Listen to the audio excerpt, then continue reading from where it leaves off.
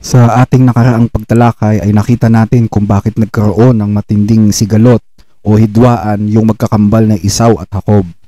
At nakita din natin kung bakit hindi sumasang-ayon si Rebecca na ibigay ang basbas ni Isaac sa kanilang panganay na si Isaw.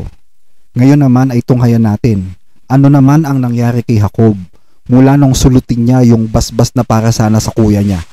Pero kung nais niyong malaman kung ano yung nangyari sa magkapatid na si Isaw at Jacob doon sa nakaraan nating pagtalakay, is pwede nyong balikan yung ating video tungkol doon. Nasa ibaba po ang link.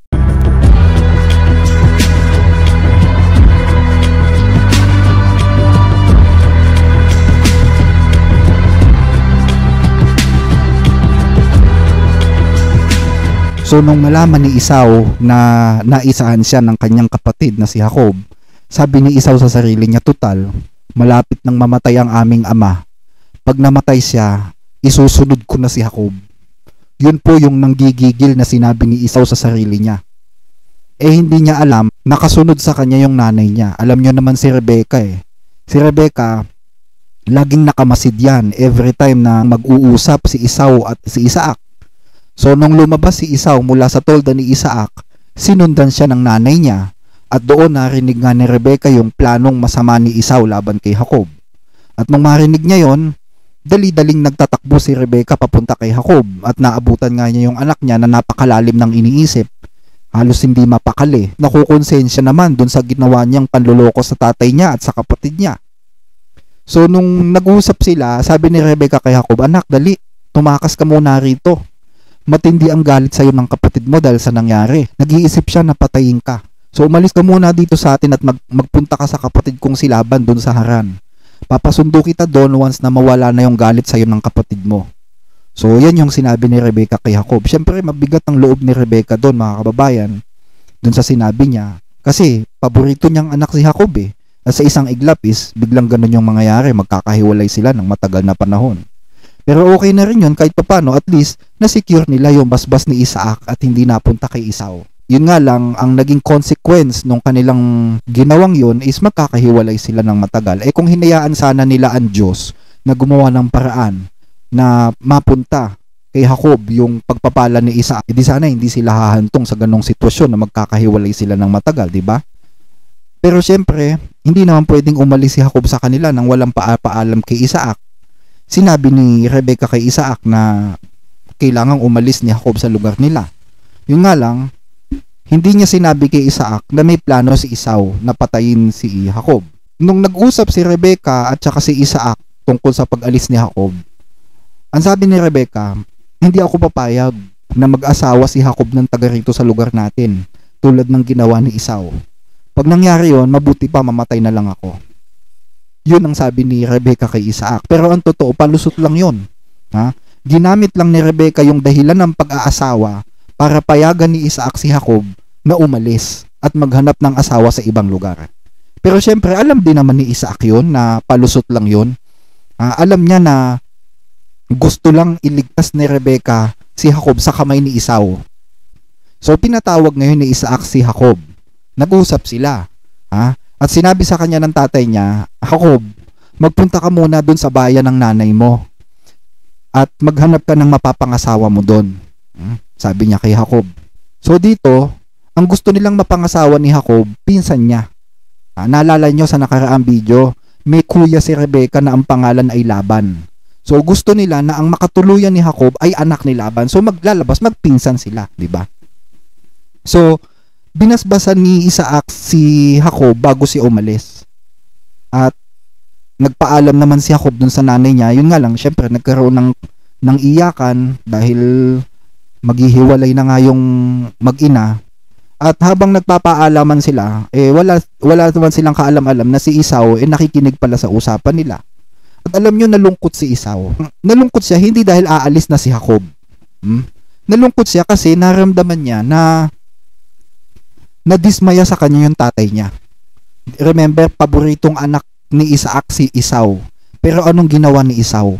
Nag-asawa siya ng taga-Kanaan, which is ayaw na ayaw ng kanyang mga magulang. So nadismaya si Isaac sa kanya.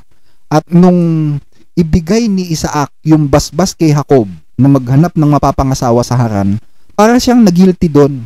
Nagilty siya.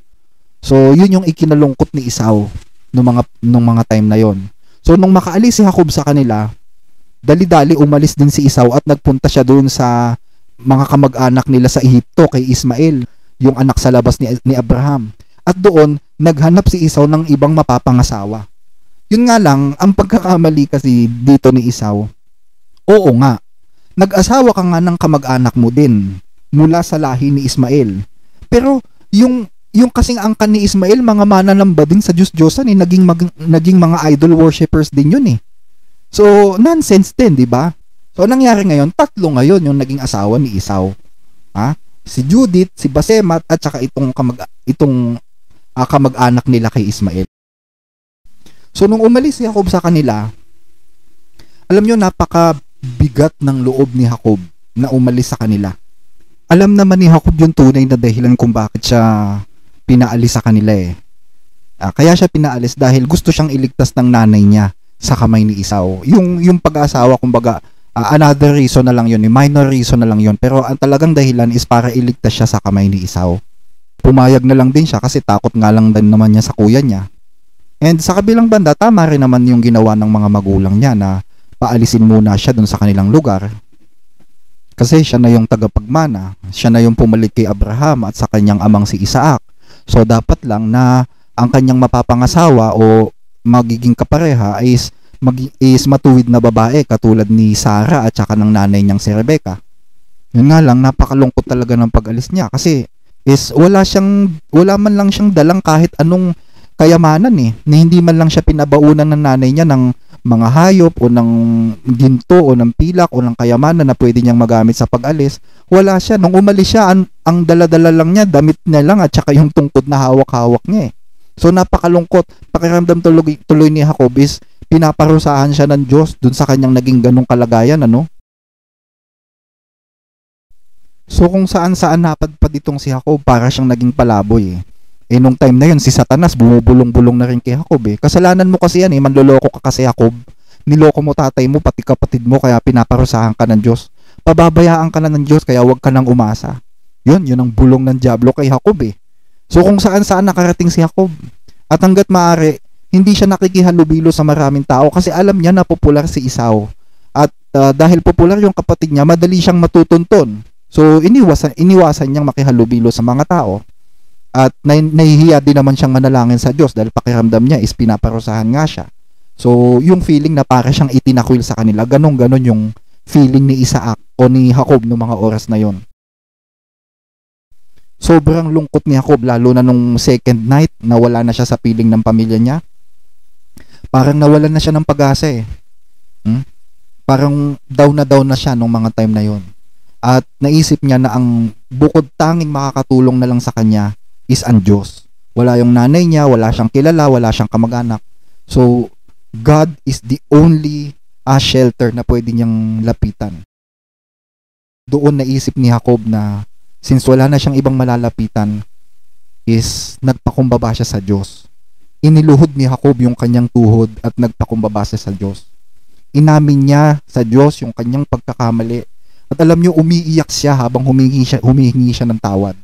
Kumbaga, nasa gitna kasi siya ng kawalan ng pag-asa eh. At alam nyo, naawa ang Diyos kay Jacob. Naawa ang Diyos sa kalagayan ni Jacob. Sabi ng mga pastor, hindi umiiral ang biyaya ng Diyos sa panahon ng lumang tipan. That's not true.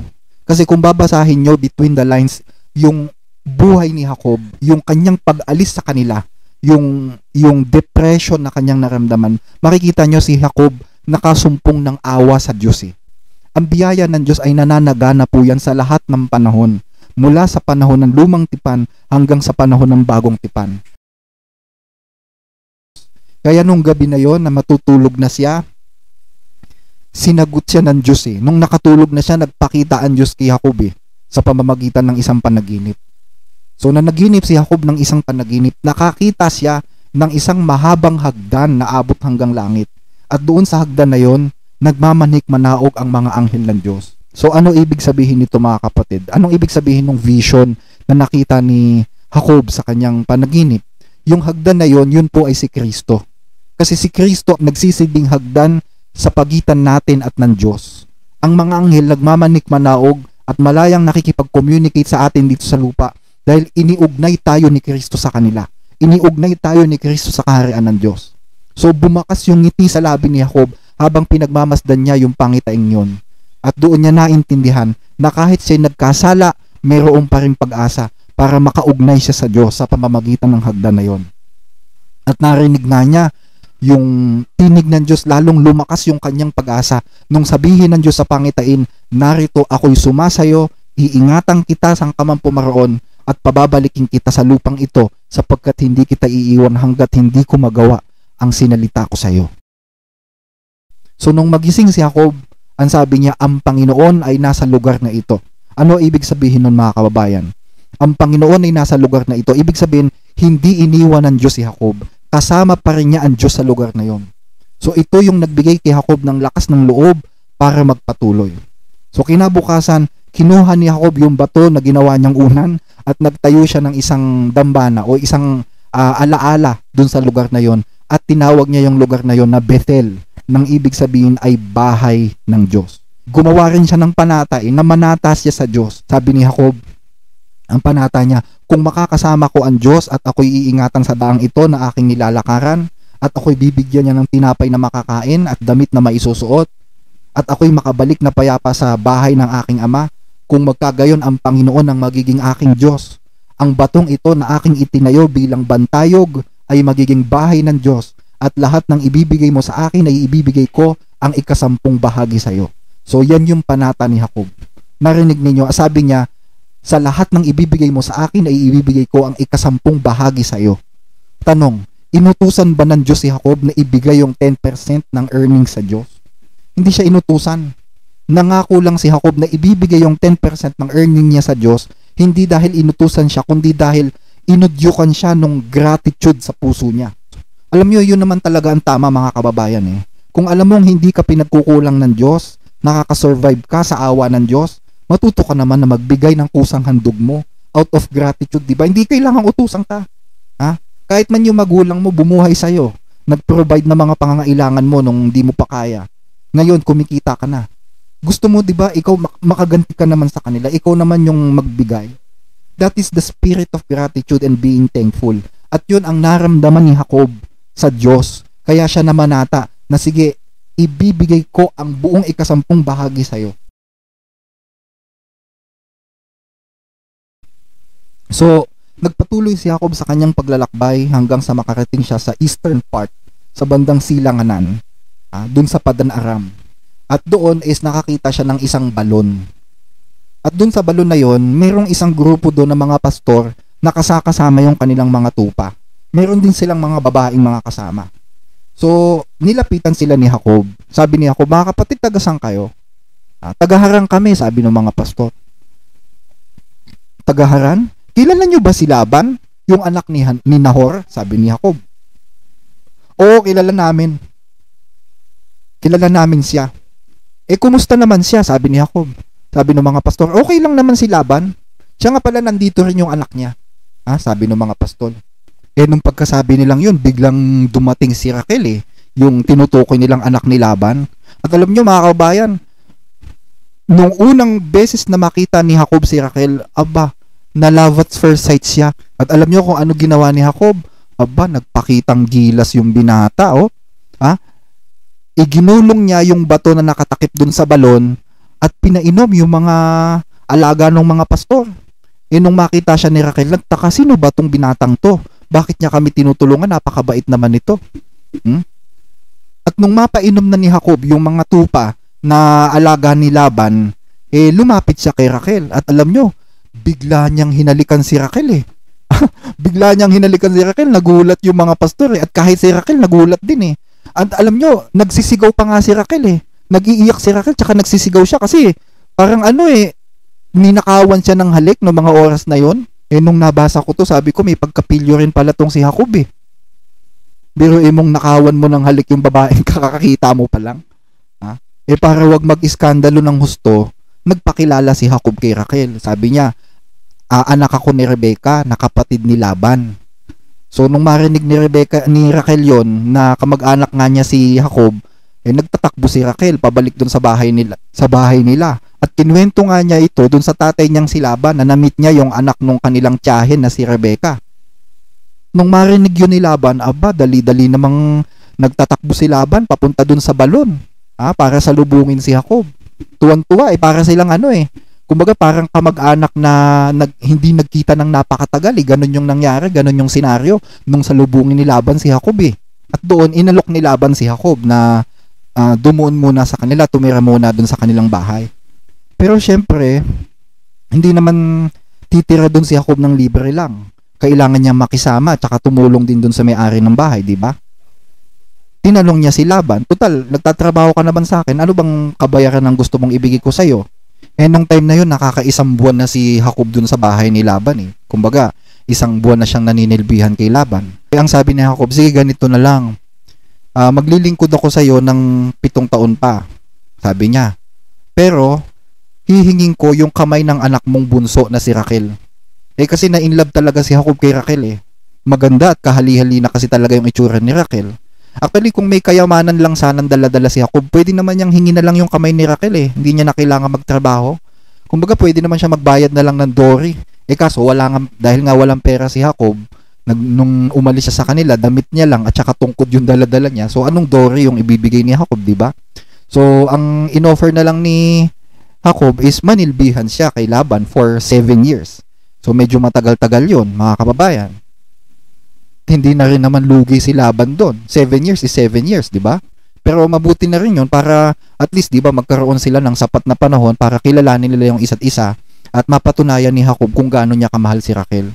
Si Raquel, syempre, sa tagal ng pagtira ni Jacob sa kanila, nakita niya rin yung kasipagan, yung kabaitan, at saka yung katsiyagaan ng binata para lang makasama siya habang buhay. So, unti-unti na rin siyang na-fall. Unti-unti na rin siyang nahulog kay Jacob. So, for 7 years, nagkaroon ng ligawan sa pagitan ng dalawa. At nakita din naman ni Laban yung katsiyagaan ni Jacob na kahit walang pera si Jacob, parang tiwala na rin siya kasi sa kasipagan ni Jacob, mukha namang kaya niyang buhayin yung kanyang pamilya, di ba? Nung binabasa ko itong kwentong ito, alam niyo mga kababayan, pinatunayan ni Jacob yung kasabihang hahamakin ng lahat, masunod ka lang. Kasi dahil sa pagmamahal niya kay Raquel, yung 7 years is napaka haba nun, pero parang ilang araw lang kay Jacob. At alam niyo ba, sa loob ng 7 years na panliligaw, panunuyo, kahit nagkakagustuhan silang dalawa, walang nangyari sa dalawa. Walang premarital sex na nangyari. Gusto ni Jacob si Raquel at nagugustuhan na rin naman ni Raquel si Jacob. Pero for 7 years, walang nangyari sa kanila. Yun talaga ang kahanga-hanga dito, mga kababayan. Talagang naghintay si Jacob at si Raquel naman is talagang pinakaingatan yung kanyang puri. Sa panahon natin ngayon, ewan ko kung may nakakagawa pa niyan ng ginawa ni Raquel at ni Jacob. Siguro wala na, no? Ngayon, meron nga akong alam ka-text ngayon, maya-maya nagkita na, hindi na natin alam kung anong ginawa. Malayong-malayo dun sa panahon ng mga patriarka. So, dumating yung time na natapos ni Jacob yung 7 years na paglilingkod kay Laban. Then, kinausap niya yung magiging biyanan niya. Natapos ko na yung 7 years. Siguro naman, baka pwede ko nang makuha yung asawa ko, sabi ni Jacob kay Laban. So, pumayag naman si Laban at nag-utos siya na magkaroon ng pagdiriwang o ng party para sa pag-iisang dibdib ni Raquel at ni Jacob. So, natapos yung party na yon, siguro medyo nakainom si Jacob, pumasok na siya dun sa kwarto nila ni Raquel. Ang problema, inutusan ni Laban yung panganay na anak niyang si Leah para sundan si Jacob dun sa kwarto. So, in short, walang kamalay-malay si Jacob na ang nakasama pala niya sa buong magdamag si Leah, yung panganay, hindi si Raquel na talagang gusto niya. At kinabukasan, halos umusok sa galit. umusok sa galit itong si Jacob. Kasi biruin mo ang katabi niya sa buong magdamag is ibang babae, si Leah. Gulat na gulat siya nung makita niyang ibang babae yung kaulayaw niya sa magdamag. So galit na galit si Jacob, nagpunta siya kay Laban. Pati kay Leah, galit na galit siya kasi alam niya, kasabwat si Leah Kasabwat tong babaeng ito sa panloloko sa kanya siguro type din naman siya ni Leah kaya pumayag. Possible yon, di ba? So pinuntahan ni Jacob si Laban. At sabi niya, ikaw mandaraya ka Ano sagot ni Laban? Alam mo kasi Jacob, dito sa lugar namin, hindi pwede na ibigay agad ang bunso. Kailangan panganay muna. Which is, alam nyo, palusot lang naman yun ni Laban eh. Palusot lang yun. Ang totoo, inuutakan niya lang si Jacob para ma-extend yung serbisyo ni Jacob sa kanila. Remember, si Laban ay isang mautak na negosyante. At si Jacob naman siya naman yung tipo ng tauhan na mahirap pakawalan kasi nga sa sobrang sipag. At napansin ni Laban na lalong lumalaki yung kanyang kabuhayan, yung kanyang kayamanan mula nung time na dumating sa buhay nila si Jacob. Kasi pinagpapala ng Diyos si Jacob sa mga gawa ng kanyang kamay. Kaya ang sabi ni Laban, mag-extend ka pa ng 1 week and then ibibigay ko si Rachel sa'yo para masipingan mo. Tapos, mag-render ka pa ng another 7 years, pwede mo na siyang asawayin. Kita nyo yung kautakan nito ni Laban, ano? Buti na lang, mabait si Jacob at mahal niya si Rachel. So, nag-extend pa siya ng 7 years. Pero ang problema naman kasi dito kay Laban, hindi niya itinuring na kamag-anak si Jacob Ang turing niya kay Jacob, alam niyo kung ano, alipin. Noong unang nagkita sila sa balon, okay pa para silang magkamag-anak na hindi nagkita ng matagal. Pero habang tumatagal, na naninirahan si Jacob dun sa bahay ni Laban, nag-iiba na yung turing sa kanya ginagawa na siyang kalabaw. Alam niyo, yung hirap na nakikitira ka lang Ang hirap pa nito, naging dalawa tuloy ang asawa ni Jacob. May Rachel na siya, may Leah pa siya. Kasi hindi naman pwedeng hindi niya asawain si Leah dahil kahihiyan ng pamilya ni Laban. Kung lalabas na si Leah is sumiping sa lalaki tapos di naman siya pinatulan, di ba? Lalo na paano kung magkaroon ng supling o ng bunga yung pagtatalik nila nung gabing yun? Di magkakaroon siya ng anak. Tapos ang ama asawa ng kapatid niya. Naku, napakalaking kahihiyan nun, mga kababayan. Kaya no choice si Jacob kundi asawahin silang dalawa. Yun nga lang, naiinis si Jacob kay Leah. Dahil nga si Leah naging kasabwat sa panluloko sa kanya. Pero alam nyo, kahit ayaw niya kay Leah, si Leah yung pinagkalooban ng Diyos ng anak. At si Rachel baog. Nakita kasi ng Diyos yung pagdadalamhati ni Leah. Every time na, lagi na lang sinusungitan ni Jacob si Leah. Inis na inis si Jacob si Leah. So, ito naman si Leah, iyak na lang ng iyak. At yun, nakita yun ng Diyos. Nakita ng Diyos yung sakit na nararamdaman ni Leah sa piling ni Jacob. At bilang ganti, alam nyo, binigyan ng Diyos si Leah ng anak kay Jacob. Nagkaroon sila ng anak at pinangalanan na Ruben. At nasundan pa ng isa na ang pinangalan naman is Simeon. So dahil siya yung may kakayahang magkaanak, unti-unti napamahal si Jacob kay Leah. Unti-unti nabawasan yung galit niya dito sa babaeng ito. Si Rachel, mahal nga niya, oo nga, mahal niya. Pero wala namang kakayahang magbigay ng anak sa kanya. So, hanggang sa ayun nga, nakaapat si Jacob kay Leah. Nagkaroon siya ng 4 na anak, si Ruben, si Simeon, si Levi at si Juda.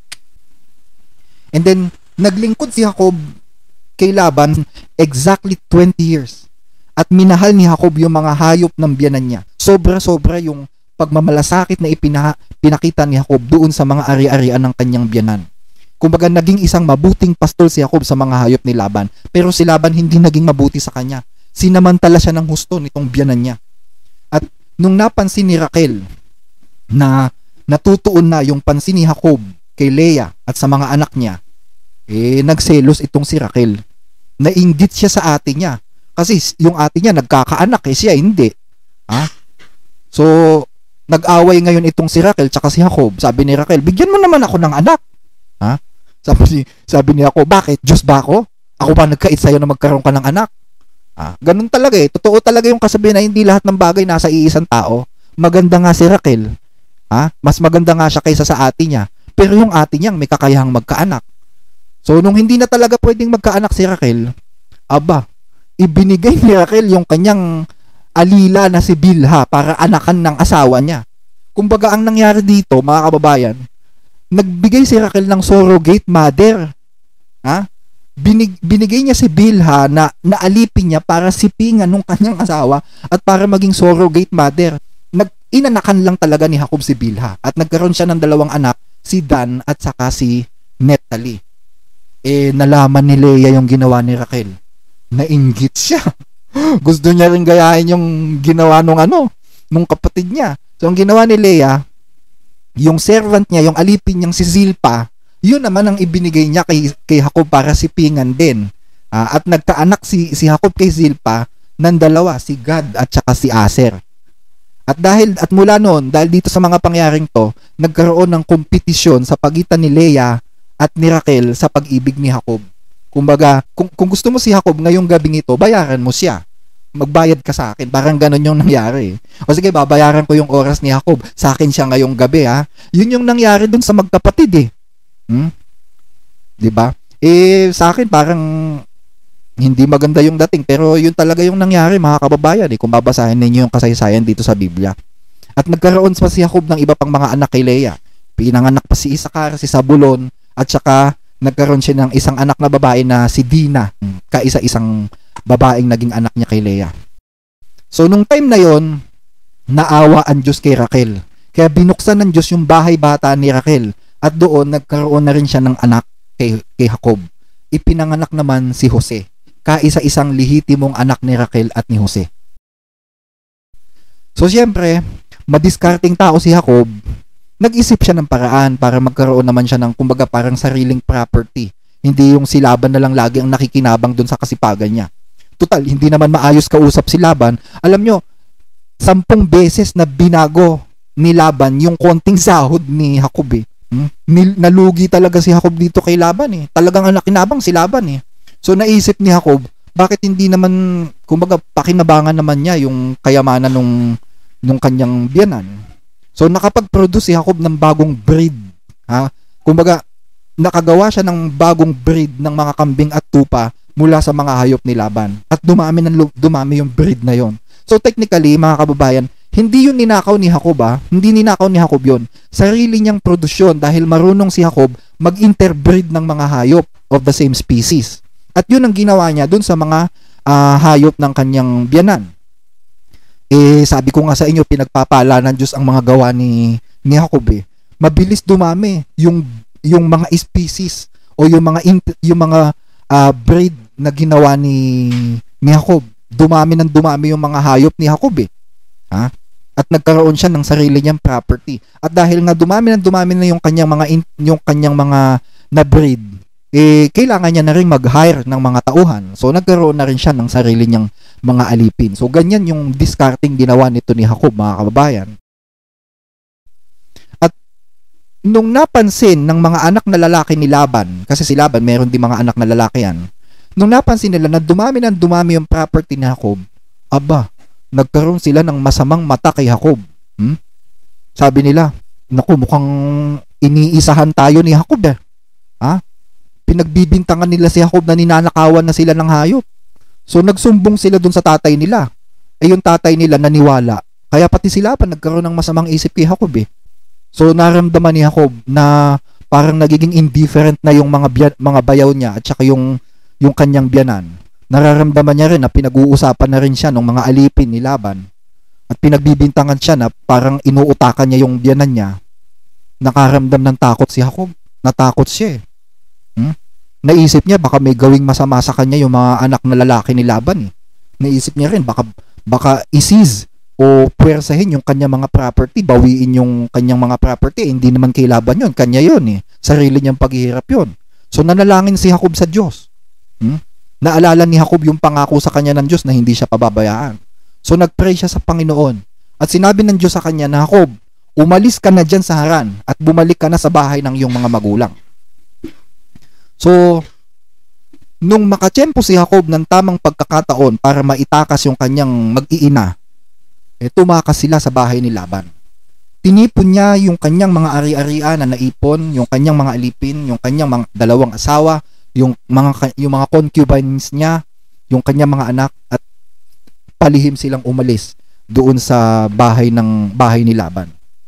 Nakalayo sila, nakatawid sila ng ilog ng Euphrates. However, nung pangatlong araw, napansin ni Laban na tinakasan siya ni Jacob. Umusok sa galit si Laban. At yung kanyang mga anak, sabi ng mga anak niya, pag naabutan ko talaga yan si Jacob, papatayin ko yan. Sabi ng mga anak ni Laban. So, mabilis na inutusan ni Laban yung kanyang mga tauhan at yung kanyang mga kapatid na mag-assemble para habulin yung grupo ni Jacob. Malamang maabutan pa nila sila sa disyerto. Then, on the 7th day, nung ikapitong araw, ayun, naabutan nga ni Laban yung grupo ni Jacob sa bundok ng Gilead na nagpapahinga. Sabi ni Laban sa mga tauhan niya, magpahinga muna tayo. Bukas ko kumprontahin ko yan si Jacob, sabi niya. So nung gabi na yon nagpahinga muna sila. May nangyaring hindi inaasahan. Habang natutulog si Laban, biglang nakipag-usap ang Diyos sa kanya sa panaginip. Sabi ng Diyos, huwag na huwag kang magsasalita ng hindi maganda kay Jacob ha. Kahit mabuti o masama, ingatan mo yung bibig mo pag nasa harap mo na si Jacob. Sabi ng Diyos. So natakot si Laban. Natakot siya. Naisip niya, nako, wala na akong magagawa. Ang Diyos na mismo ang kasama ni Jacob. Actually, ang ibig sabihin ng Diyos doon, wag na wag niyang hihikayatin si Jacob na bumalik sa Haran. Wag siyang magsasalita ng masama, meaning, wag niyang tatakutin si Jacob na kapag hindi siya bumalik is gagawa niya ng masama. Wag siyang magsasalita ng mabuti, meaning, wag niyang susulsulan o aalokin si Jacob ng kung ano-ano para lang bumalik sila. Yun ang ibig sabihin nun, mga kababayan. So, kinabukasan, kinompronta ni Laban si Jacob. Never niyang inalok o tinakot si Jacob na bumalik. Pero kung ano-ano naman yung kanyang pangongonsensyang sinabi. Hindi nga niya inalok, hindi niya sinabi kay Jacob, bumalik na kayo. Hindi. Kasi takot niya lang din sa Diyos eh. Pero, kinonsensya niya si Jacob. At kung ano-anong pinagsasasabi niya na dito sa kanyang manugang, kesyo pinagbuka niyang mga bihag yung mga anak niya, kesyo hindi man lang niya hinayaan na magkaroon ng maayos na pamamaalam sa pamilya, bigla na lang itinakas. At sa huli, pinagbintangan pa niya si Jacob na nagnakaw pa ng ari-arian niya kasi nawalan siya ng mga rebultong Diyos-Diyosan eh.